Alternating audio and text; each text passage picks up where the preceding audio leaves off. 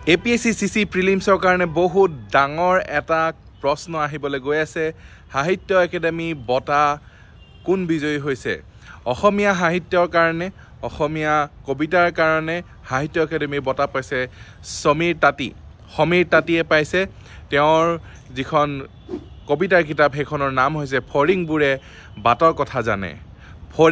বাটৰ কথা জানে নেক্সট প্ৰফেসৰ দীপক কুমাৰ শৰ্মাদেৱে তেওঁ সংস্কৃতত সাহিত্য একাডেমী বঁটা পাইছে তেওঁৰ কবিতাৰ যিখন কিতাপ হয় সেইখনৰ নাম হৈছে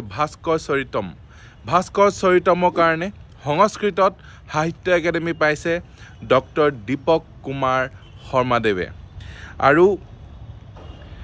আৰণ ৰাজা বড়ো সাহিত্যৰ কাৰণে সাহিত্য একাডেমী বঁটা পাইছে আৰণ ৰাজা তেওঁৰ কিতাপখনৰ নাম হৈছে স্বৰ্ণী ঠাখাই কাৰণে বড়ো সাহিত্যত তেওঁ পাইছে সাহিত্য একাডেমী বঁটা